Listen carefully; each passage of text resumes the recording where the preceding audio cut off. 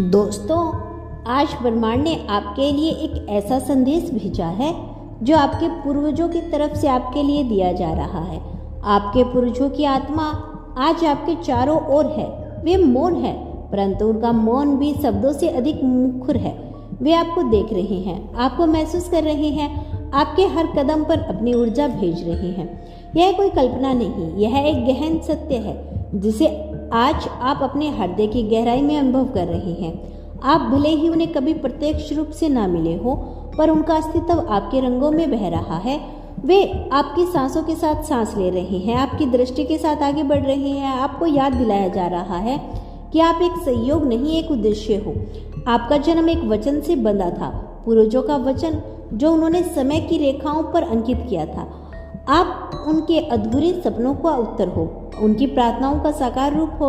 उन्होंने जो देखा था, जो सोचा था, जो सहा था, वो सब आज आपके माध्यम से पूर्णता की ओर अग्रसर है।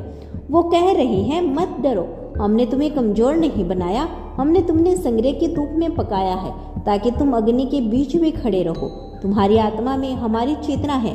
जो हमें झेड़ ना सके वो तुम तोड़ सकते हो, जो हम बोल ना सके वो तुम पुकार सकते हो, जो हम बदल ना सके वो तुम कर सकते हो। रामायण भी कहता है, आपका जीवन कोई आम जीवन नहीं है, यह एक धरोहर है।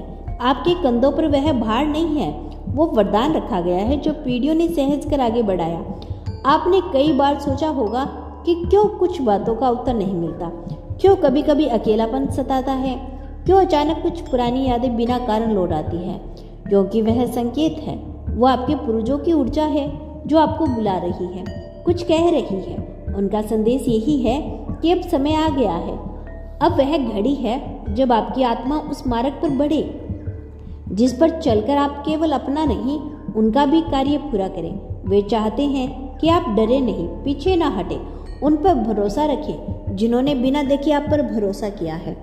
अब आप थकते हैं तब वे आपके लिए शक्ति बनते हैं। जब आप रोते हैं तब वे आपके आंसुओं को अपने हृदय में समेट लेते हैं। जब आप हार मान लेते हैं तब वह आपके लिए सबर बनाते हैं जो भीतर से आपको फिर से उठाता है। उनकी ऊर्जा आपके साथ सोती है, जागती है, चलती है, गिरती है, उठती है। आप कभी अकेले नहीं थे, वे हमेशा आपके पीछे खड़े थे, बस आप उन्हें अनुभव नहीं कर पाए। उन्होंने संदेश भेजा, जो बीत गया उस पर शोक मत करना। हमने जो खोया है तुमसे वापस पाया जाएगा, तुमसे उजाला फैलेगा वहां तक जहां हमने कभी प्रकाश की कल्पना भी नहीं की थी। आपके अंदर वह सब है जो इन्हें गर्वित कर सके। आपने जिन संग्रहों से गुजारा किया है वे व्यर्थ नहीं जाएंगे।